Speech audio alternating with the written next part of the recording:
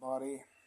Today I'm talking you from another space, comfy space, such as my chair, have my bathrobe on, and just Zen mode because I want to talk to you about the movie Horror in the High Deserts, a mockumentary found footage movie.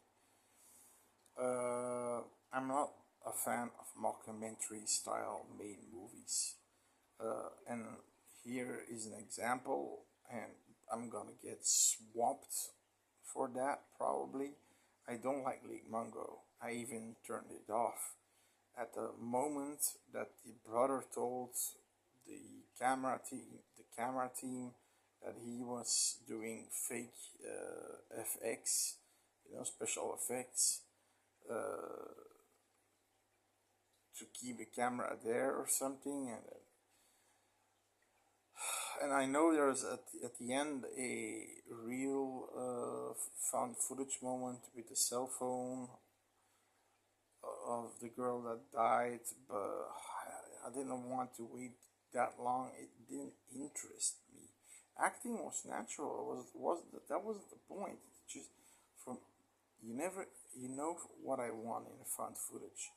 A good story, slow but certain, rising tension, and then an atmosphere that's creepy and eerie as fuck. And that's what I want. And then, of course, the untimely demise of the people that are involved. I don't care if they die. So, yeah, so we got in the first one Gary Hinch. His real name is Eric Meres. The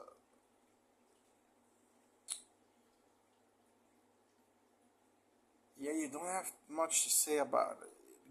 Gary Hinch is the main guy from the movie. You've got uh, you've got um, interviews with his mom, his roommate, and a private detective with the police. The police didn't find jack shit, while the private detective found his car. Good job, fucking police department, my eye. I mean, sometimes I think you should take matters in your own hands, right? It's some police men are so fucking retarded. Sorry to say that, but that's my opinion. Um, I don't give a shit. They're just waiting for their paycheck. Okay, but I know a private detective goes more in detail, does more a better job. I think he found the key. I'm not sure that's something I don't know for sure.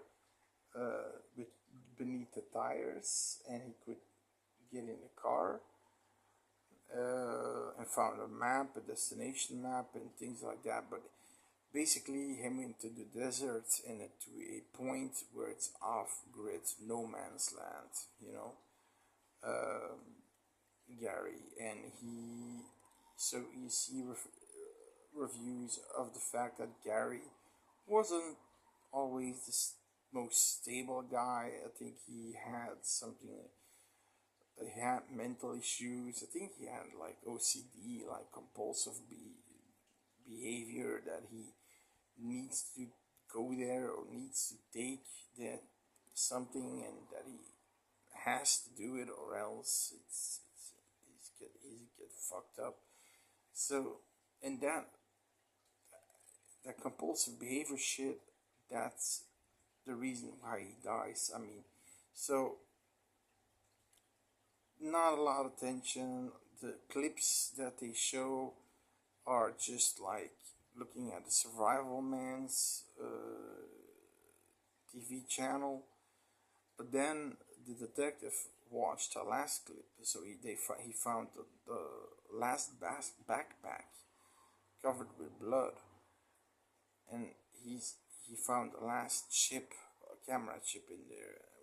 And then what he said, what he seen, he was frightened.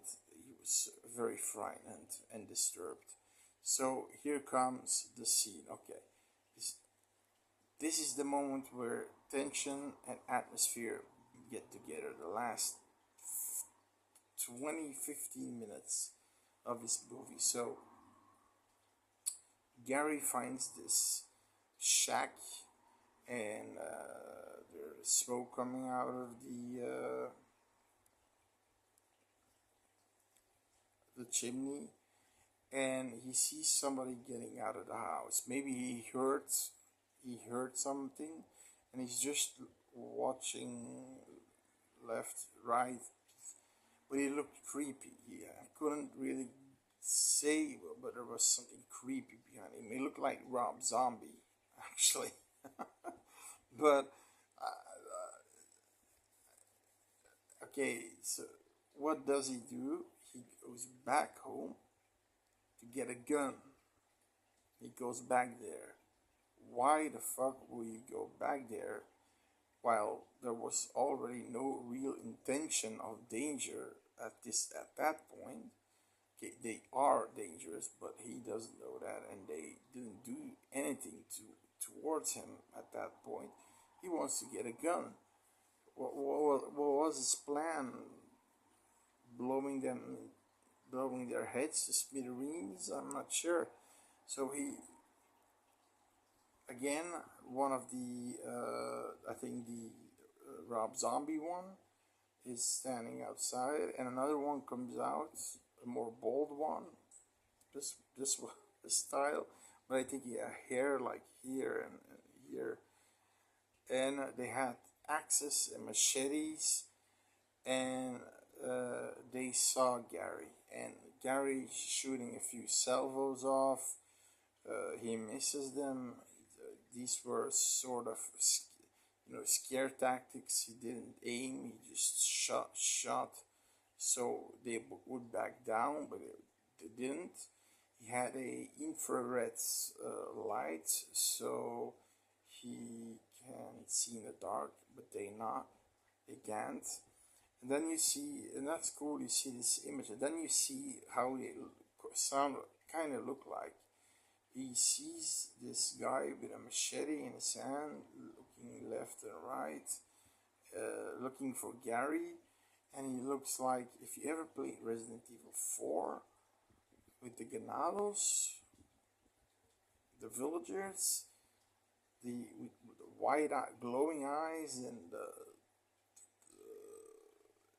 or fucked up eyes, and these fucked up scars in their face. It looked like that. It looked like freaks, human like freaks. And of course, Gary, what he does then, I don't know what he did to meet his demise, but eventually one of the freaks is standing out behind him, and he takes a hatchet and then towards his head, and my guess is his head is cleaved in.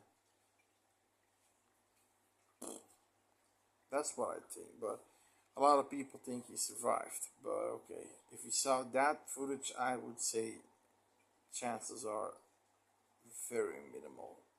Very minimal. The only way, no, is that the guy, the freak, decided to stop at the last moment, but don't think he wanted to stop. Now, I was excited because I loved that idea of these off-the-grid humanoid freaks living there, and I like that idea. So the second one came out, minervz, and yeah, I'm gonna do that review, but let's just say that I'm very disappointed. with that movie. You're really disappointed and confused, and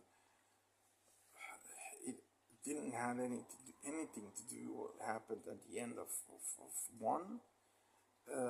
3 does it. The third movie, Firewatch, uh, takes more takes more on the story from Gary. He goes more towards where Gary went, and in the second one, you meet the freaks, but they don't do jack shit. I'm gonna.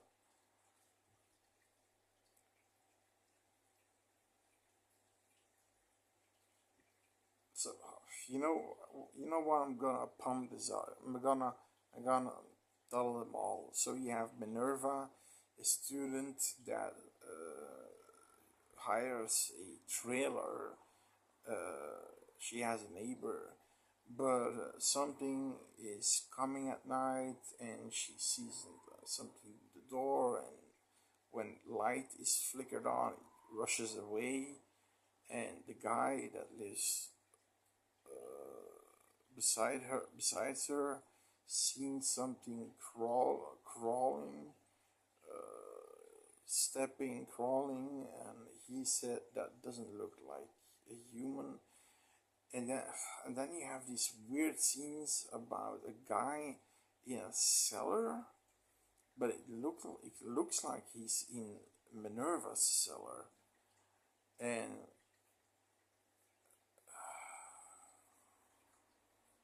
it's weird. It's really weird. Eventually, she dies of, I'm not sure. She just went to sleep and died. It's like poisoned, maybe. I'm not sure. Some gas. Um,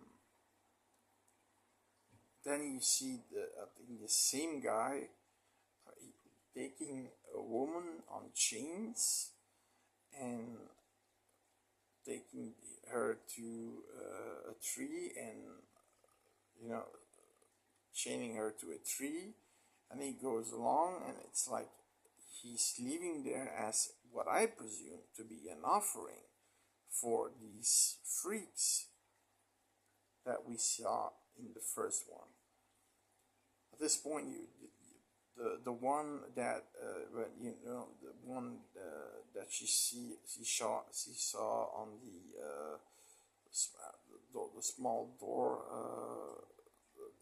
door mirror, which she put on light. That's one of the freaks. That's the only moment you see one of the freaks. And then you have rescue workers who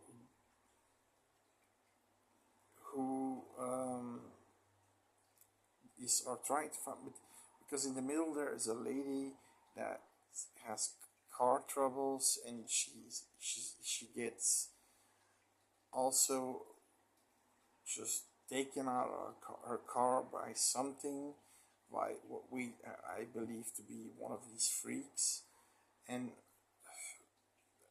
now the stupidest thing, that is the most stupid thing you can have. You have four four rescue searchers, volunteers, but professional. Um, if you're, I think he didn't even have a telephone or something to communicate with. He went in this miner's building that's so old, and it's dangerous because you can just, the house can collapse anytime. His other friend, there were four guys. His other friend is not too far, but he says they have a checkpoint. But I mean, then you see he has night vision camera, and then he's looking around, finding nothing. Just he broke the stairs, so he has to find another way down, and glimpses.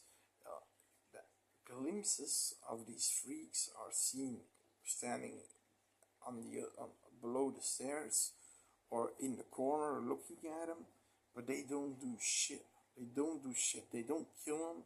It's dark. They know he's there, but they don't do nothing against him. And that's so weird.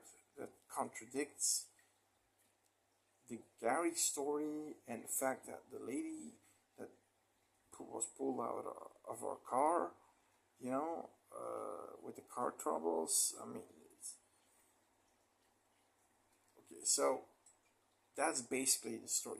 You have this, you have Minerva, yeah, that she's a student and something weird is happening there.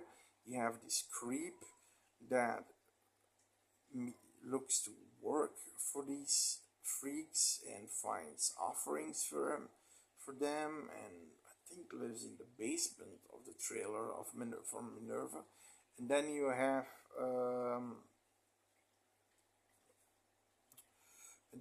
have the rescue searchers, and one idiot decides to go. I mean, it's a standard issue that you don't go in alone, right? If in such a building you don't go in alone. But yeah, okay, they made a stupid decision, and eventually he got out unscathed.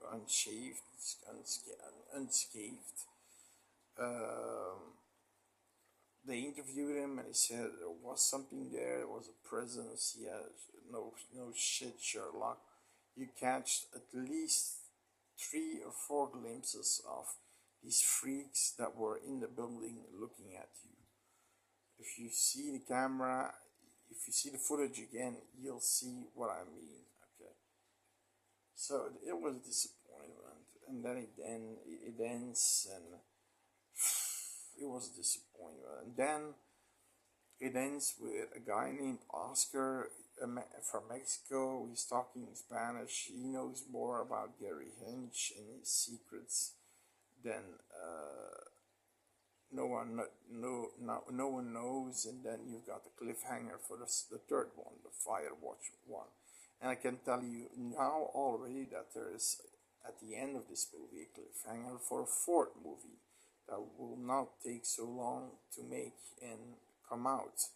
So it's gonna be like a series like the Blackwell Ghost and the indie independent movies where they don't have a lot of resources. Like in this movie, you only have one guy called Oscar, and he's basically out there to find himself.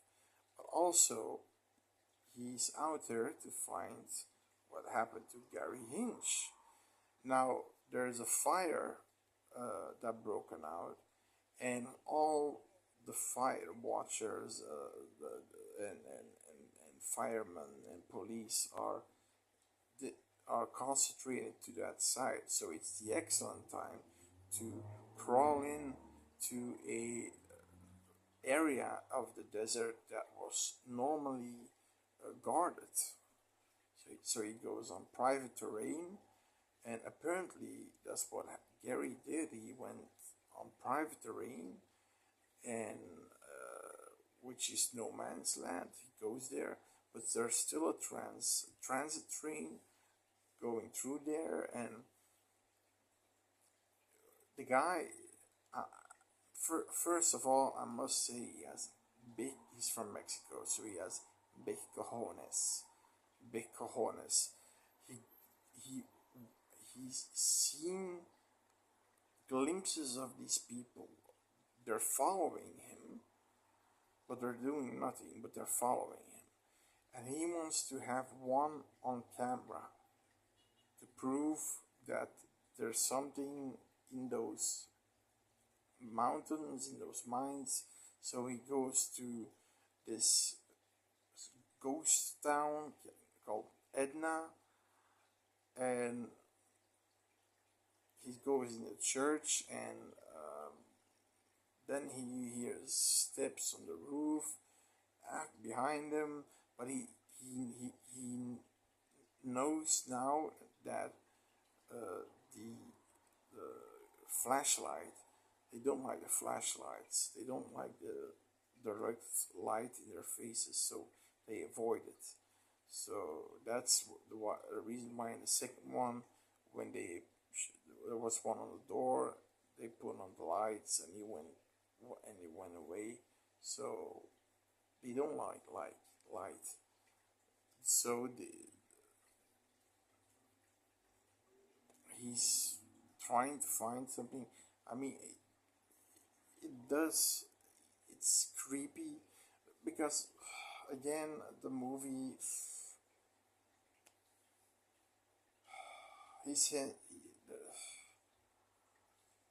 you know, it's about these freaks, but they're doing nothing, they're doing jack shit, and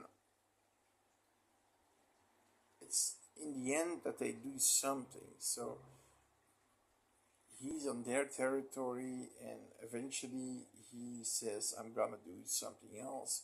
I'm gonna take this flashlight, constantly flashing, and then you see something coming by, closer, and he gets attacked. Why the fuck he did that? What did he, I mean, what did he think? Did he thought that they're nice people, maybe? You could drink a beer with? Maybe? He found himself, right? Jesus fucking Christ. And the thing is, they didn't kill him. They injured him, but they didn't kill him. They threw him on the tracks of the transit, and one of the engineers found him, and now he's at a hospital, but they want to interview him, but he's not now. It's too soon, but he said something. What was it? He said something.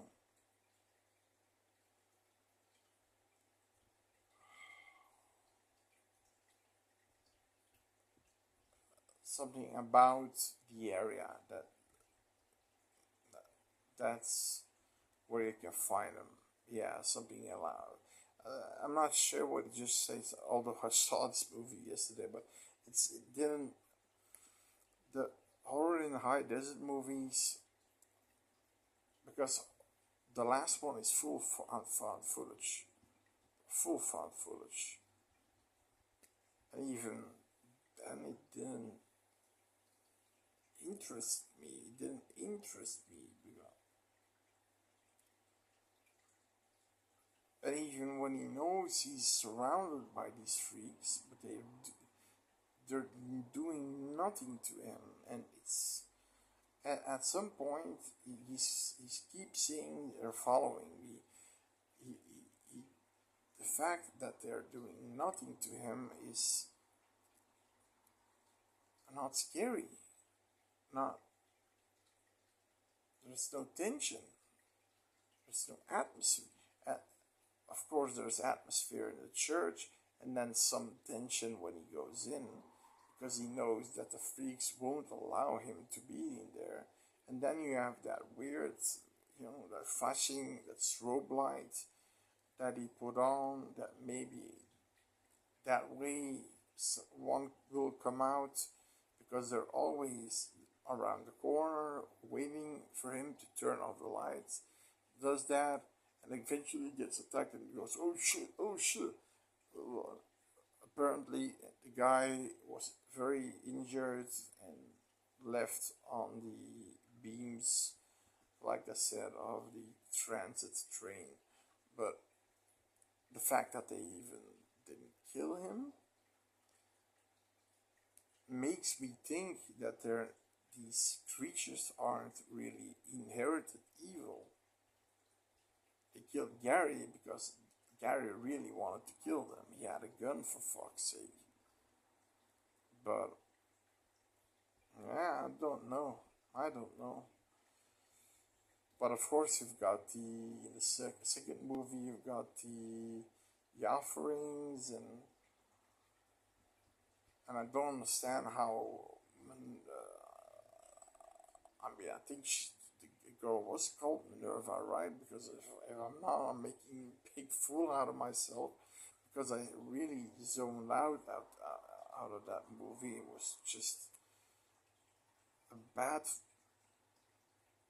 mockumentary found footage movie. It was really bad, really bad. There were so many things in there. It was hard to follow and to understand what's happening, and so yeah, it's the second one is just trash in my opinion. It's really trash. It's stupid. It's the scares are stupid. The fact that the rescue guy who's professional, who knows, if I'm a professional rescue guy, I know that I won't. You never go look around alone in this big area in the dark, and especially going decrepit mine. You need a buddy. When something happens, he can help you. But no, and not having any communications, no cell phones, no walkie-talkies or something, nothing.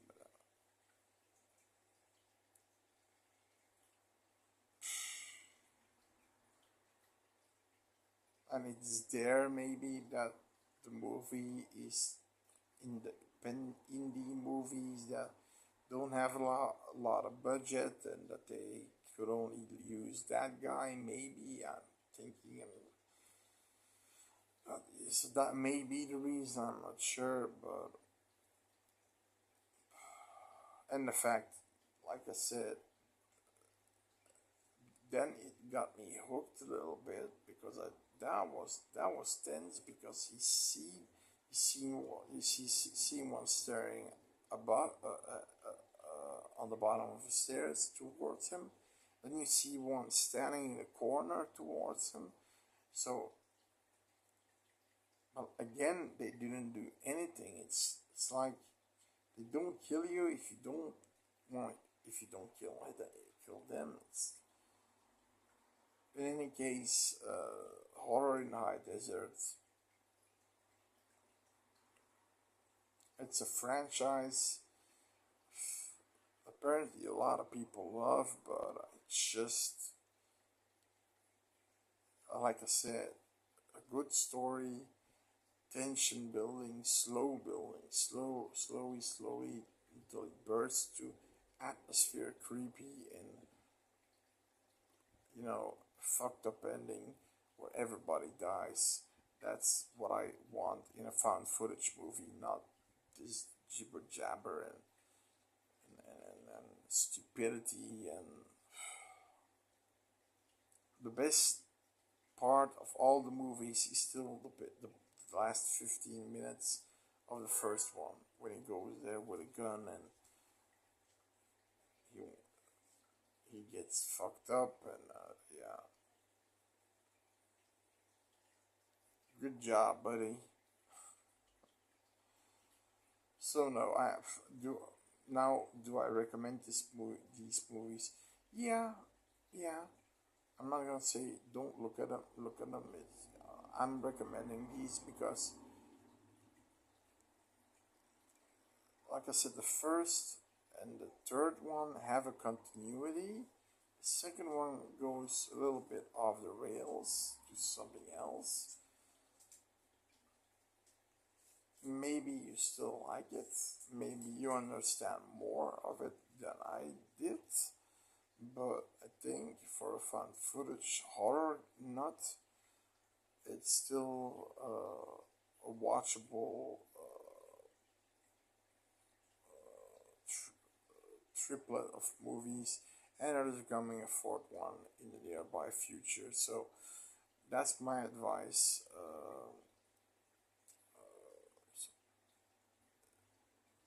Probably, I mean, before I knock this video off, uh, I mean, my standards for a found footage movie can are my standards. Your standards may be different. So, like I said, maybe you really like this movie, and I heard praise of it, and so, like I said, watch it and experience it for yourself. See you next time.